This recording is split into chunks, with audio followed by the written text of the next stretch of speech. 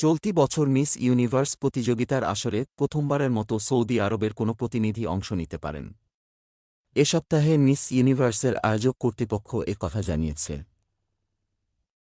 Saudi আরবের এক model গত মাসের শেষের দিকে মিস ইউনিভার্স প্রতিযোগিতায় অংশ নিতে নির্বাচিত হয়েছেন বলে দাবি করার পর কথা জানিয়েছে আয়োজক সংস্থা। যদিও ওই মডেলের দাবিকে ভুয়া বলে উল্লেখ করেছে তারা, সম্প্রতি মিস ইউনিভার্স অর্গানাইজেশনের আন্তর্জাতিক সম্পর্ক বিষয়ক সমন্বয়ক মারিয়া হোসে উন্ডা বার্তা সংস্থা এফপিকে দেওয়া এক বিবৃতিতে বলেন, সৌদি আরব থেকে সম্ভাব্য প্রার্থীকে বেছে নিতে এখন কঠোর যাচাই-বাছাই প্রক্রিয়া চালাচ্ছে সংস্থাটি। উন্ডার ধারণা, মিস ইউনিভার্সের আগামী সংস্করণ শুরুর আগেই সৌদি আরবের প্রতিযোগী নির্ধারণ হয়ে যেতে পারে। আগামী সেপ্টেম্বরে মেক্সিকোতে প্রতিযোগিতা হওয়ার কথা রয়েছে। উন্ডার তথ্য অনুসারে মিস ইউনিভার্সের মূল আসরে প্রতিযোগী পাঠানোর আগে সৌদি আরবে জাতীয় পর্যায়ে প্রতিযোগিতার মধ্য দিয়ে প্রতিনিধি বাছাই করা হবে।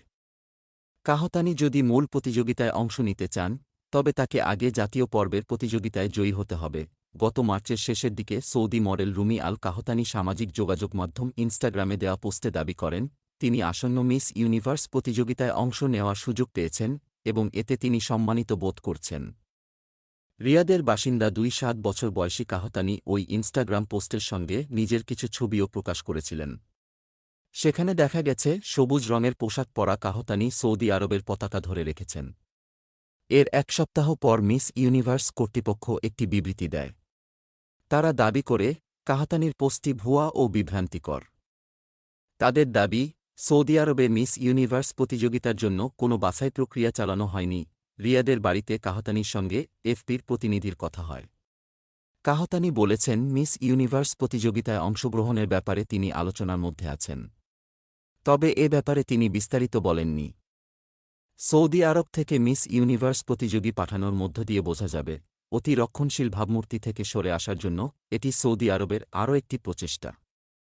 অতি রক্ষণশীল অবস্থান থেকে সরে আসার মধ্য দিয়ে যুবরাজ মোহাম্মদ বিন সালমান পর্যটক এবং বিনিয়োগকারীদের কাছে টানার চেষ্টা করছেন। সৌদি আরব হল বিশ্বের সবচেয়ে বড় অপরিশোধিত তেল রপ্তানিকারক দেশ। সৌদি আরবে নারীদের গাড়ি চালানো সহ বেশ কিছু ক্ষেত্রে দেওয়া নিষেধাজ্ঞা ইতিমধ্যে প্রত্যাহার করা হয়েছে।